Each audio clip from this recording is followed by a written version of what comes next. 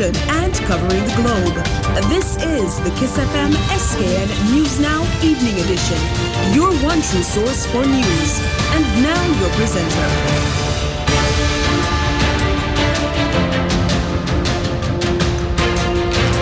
Good evening. I'm Ebony Brandon. This is the SKN News Now Evening Edition. Today is Tuesday, 13th February 2018.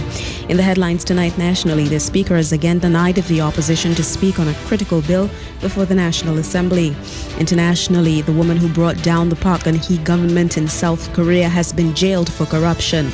And in sport, Ben Stokes will join the England squad in New Zealand.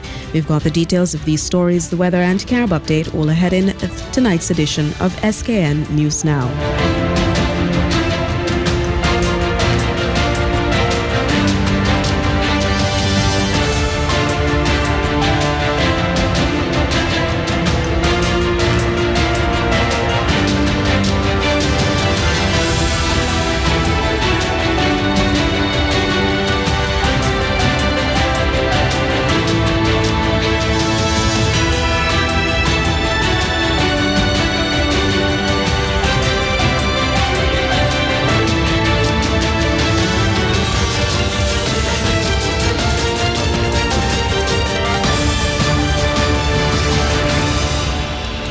The debate of the St. Christopher Air and Seaports Authority Amendment Bill 2018 came to an abrupt close this afternoon when National Assembly Speaker Honorable Michael Perkins allowed the mover of the bill, Honorable Ian Liburd, to close the debate without hearing from two members of the opposition who wished to contribute.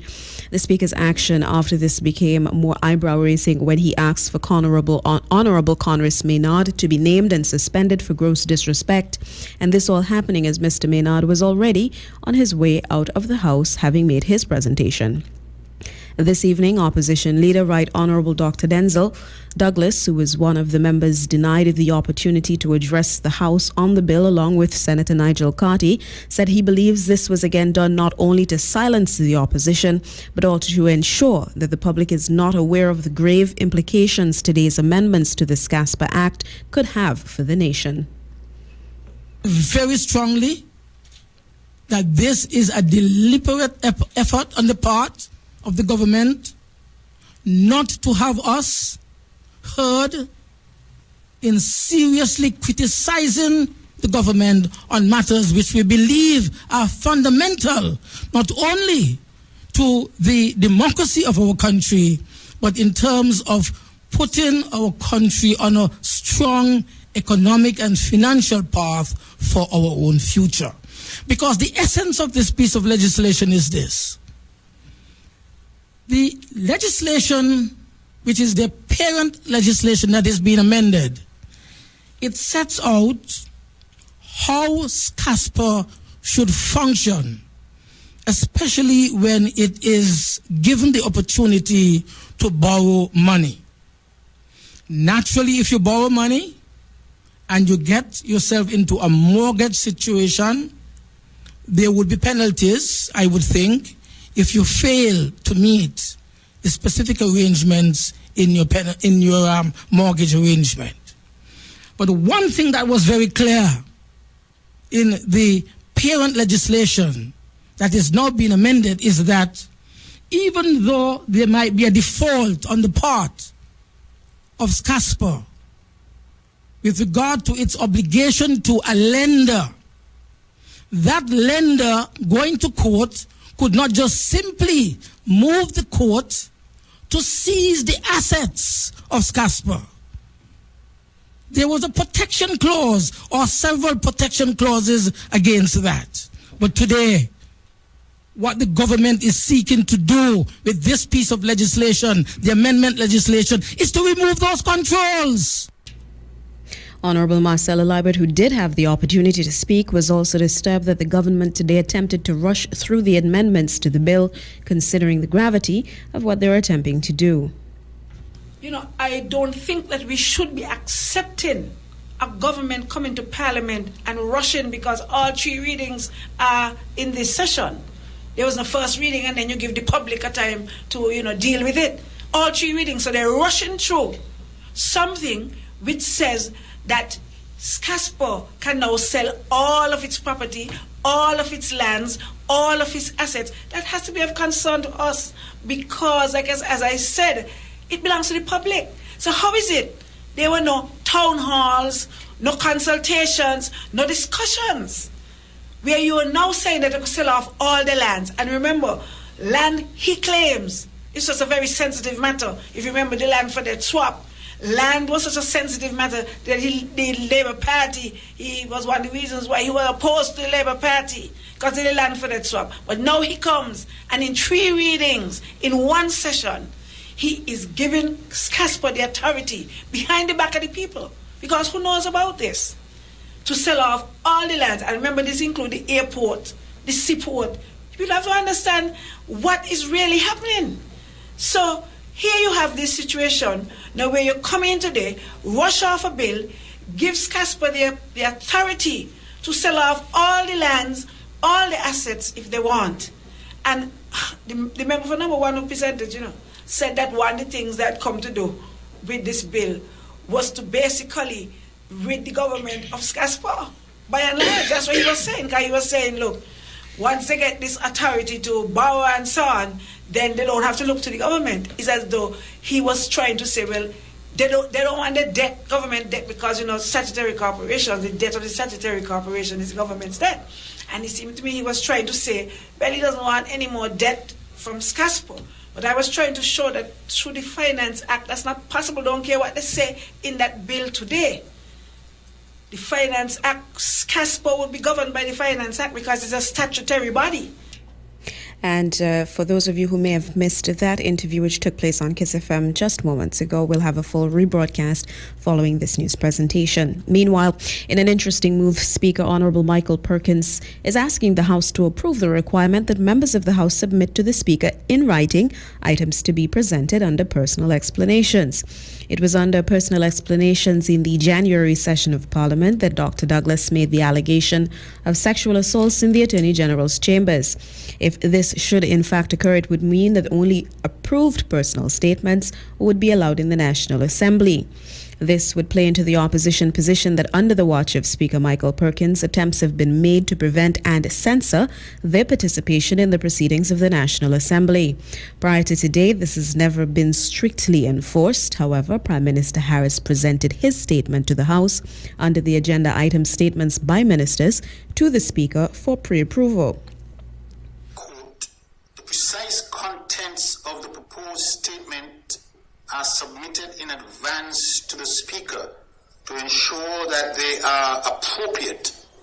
The member granted the privilege of making such a statement may not therefore depart from the agreed text. End of quote. And I say that to say that clearly moving forward, we may get to a point where I would seek the permission of the House or ask the House to approve that personal explanations are presented to the Speaker in writing for approval prior to a member being allowed to speak on personal explanations. The House of Commons, though, even though we look to them for guidance, our standing orders at Section 85, the very last section of the standing order, also state that the Speaker, or this is my interpretation, does not have the authority to place restrictions on members making presentations. And so for any restriction to be placed on a member, the House will have to approve that restriction. And so that is why when it comes to personal explanation, I would not want to assume the authority and place a restriction on the member making such a statement. And that is why in the future, I would consult with you, honorable members, and we would see how we deal with that matter, whether or not personal explanations should be presented in writing to the Speaker prior to the member being allowed to give such a statement. Government, meanwhile, has made the decision to further lower some of the fees associated with acquiring economic citizenship via the real estate route. This morning, Prime Minister Dr. Timothy Harris announced that several developers had approached the government appealing for a reduction in the real estate fees associated with acquiring St. Kitts and Nevis citizenship via the purchase of qualifying properties. According to Dr. Harris, St. Kitts and Nevis's fees were well above competing Caribbean territories. That St. Kitts and Nevis's real estate fees were generally $75,000 higher than at least 3 other programs for a family of 4. We had representation which came to us by a number of developers collectively and individually. These developers hail or live both on the island of Nevis and some on the island of St. Kitts. And they made a case to the Cabinet. Cabinet received that case and determined that we could assist them in further giving a boost to our real estate program by making an adjustment in the fees. And so we have decided that the government fees will be adjusted to $75,000 for a family of 4. The Harris administration has faced sharp criticism from across the citizenship by investment community for the drastic fee reductions it has resorted to in the past year. The introduction of a hurricane relief fund following the passage of Hurricanes Irma and Maria was faced particularly harsh criticism, as it was seen as a move in poor taste considering the devastation other CBI-reliant countries, including Antigua and Barbuda and Dominica, faced in the aftermath of the same storms. The Hurricane Relief Fund, which allowed a family of 4 to acquire St. Kitts and Nevis citizenship for a mere $150,000, was the lowest contribution required anywhere for a family. It was described by many, including CBI industry authorities, as the start of the region's race to the bottom of the industry, as in response to this drastic cut, Antigua and Barbuda lowered their fees to $100,000. And finally, this evening, authorities have made another major discovery of drugs and guns at the Robert L. Bradshaw International Airport. On Monday, Customs and Excise Department officials discovered 2 firearms and a large quantity of a substance suspected to be cannabis inside a package. The firearms, a Glock 34 pistol with 1 empty magazine and a Smith & Wesson 38, along with the suspected marijuana, weighed about a pound. The contents of the package, which entered the country via courier service, were handed over to the Royal St. Christopher and Nevis Police Force. Police have since said they are investigating the matter and have credited the ongoing cooperation between the force and agencies, including the Customs and Excise Departments, with helping to keep illegal weapons, ammunition, and drugs off the street. Police have said the Customs and Excise Department officers are exceptionally important in ensuring that these items are caught at the Federation's borders when attempts are made to smuggle them in. Another important partner recognized by police is the St. Christopher Air and Seaports Authority, SCASPA. The first firearm of the year was discovered by SCASPA security personnel inside the bag of a United States national who was leaving the country via the RLB International Airport. This latest seizure brings the total number of firearms confiscated in 2018 so far to 3. And that wraps up our national developments this evening. Stay with us. Coming up next, international developments.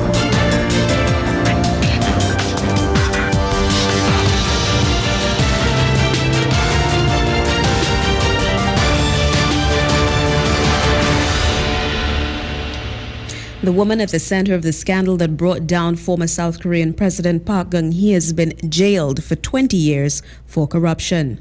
Choi Soon-sil was found guilty of using her friendship with Park to meddle in state affairs for personal gain. Natasha Kanem reports. Choi Soon-sil might be the most disliked public figure in South Korea at the moment.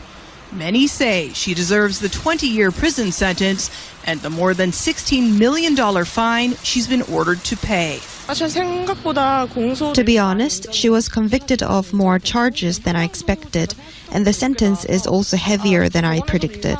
This made me think that the court was taking this very seriously. Prosecutors say Chui's coercion, bribery, and abuse of power led to the impeachment and removal of her friend and former president Park Geun-hye. She was convicted of pressuring companies, including Samsung, to donate millions of dollars to foundations she controls. Chui says this is political revenge. She's being framed and treated unfairly. Given the sustained outrage this case is generating, some wonder if the bias against her stopped her from getting a fair trial. Chui is now the face of corruption between the political and business establishments. The case has transfixed South Koreans. On Tuesday, prior to her verdict, Chui's name was trending on the country's biggest online search engine. Everybody's been watching this. It's got a kind of soap opera, O.J. Simpson kind of quality to it, this whole trial, right? People are really obsessed about it. After the verdict was announced, there was fighting and screaming among Park supporters outside the courtroom. They've been monitoring the trial. A verdict in Park's case is expected soon. I'm here because Choi's court ruling will influence Park's case significantly. This is the biggest political scandal in South Korean history. The first time a president was impeached and removed from office. Analysts say there is too much power concentrated in the presidency, and history will repeat itself if the political system isn't reformed. Impeachment happened because of Chui. And because of impeachment, post-impeachment politics have become unstable, and we haven't seen normal political procedures. I think Chui should be responsible, admit her wrongdoing, and apologize to the people. That's more important than how many years she will spend in prison. Chui remains defiant and has not apologized, but many believe the court's lengthy sentence sends a warning to others and a message to the people that their outrage has been heard. United States President Donald Trump has sent Congress a $4.4 trillion budget for 2019. It proposes a huge infrastructure program and an extra $700 billion for the Pentagon, along with deep cuts to domestic programs that provide medical and food aid to the poor and the elderly. But it's really about setting up the administration's priorities, since Congress is likely to ignore it. Kimberly Halkett has details. For years, Republicans in Washington promised to cut government spending if their party won the White House. But for the second straight year, Republican President Donald Trump's done just the opposite. We will build, we will maintain, and the vast majority of Americans want to see us take care of our infrastructure. On Monday, Trump presented his 2019 budget proposal, giving the world a hard look at his administration's spending priorities. They include a proposal for $1.5 trillion to rebuild roads, bridges, and airports, and $686 billion for the U.S. military, a 13% increase from the previous year. Trump's proposal also reduces the State Department budget by $9 billion, or 26%. That decrease includes the elimination of a program promoting climate change. We have spent $7 trillion in the Middle East. $7 trillion. What a mistake. As with his 2018 plan, Trump has again proposed cuts to humanitarian and economic aid. Last December, he threatened to link foreign assistance to support for U.S. measures at the United Nations, like recognizing Jerusalem as Israel's capital. But when it comes to foreign spending, Congress largely ignored Trump's last budget proposal and is expected to do the same for 2019. Last week, the U.S. Congress approved its own two-year spending deal that the president signed into law, keeping the government open with boosts to defense and domestic spending. That congressional deal essentially overrides the budgets released by the White House. The president has merely, when it comes to the budget, the power to propose, but it is Congress that appropriates and decides and Congress decided and appropriated last week. But what is consistent about both proposals is unrestrained spending. Trump's budget projects a deficit of more than $1 trillion, with no plan for reducing America's spiraling debt. And that wraps up our international developments this evening. Stay with us. Still straight ahead, sport, the weather, and Carib update.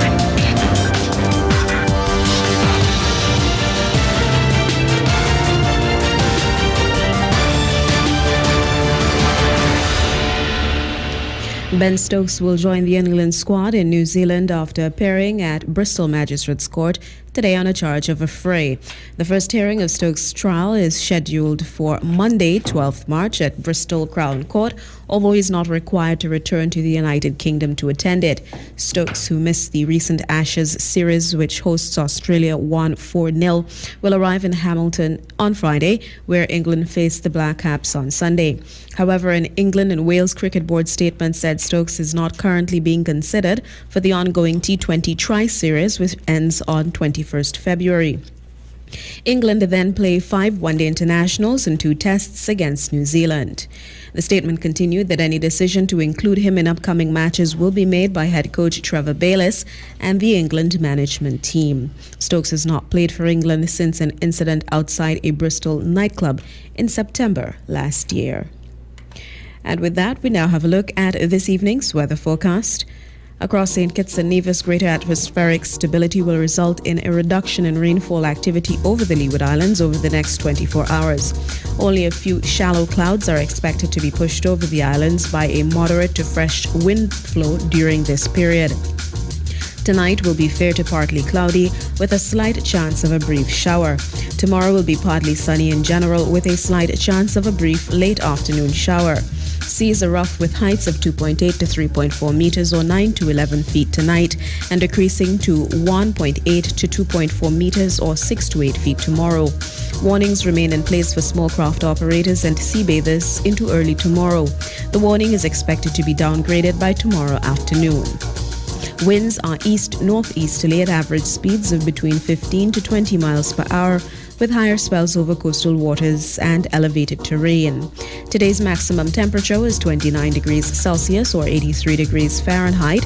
Sea level pressure is 1,018.9 millibars or 30.09 inches. The amount of rainfall for the month of February stands at 19.2 millimeters or 0.76 inches. The sun will rise tomorrow at 6:38 a.m. and set tomorrow at 6:12 p.m. And our look at the weather brings us to the end of this evening's news presentation. Now for a recap of today's top stories.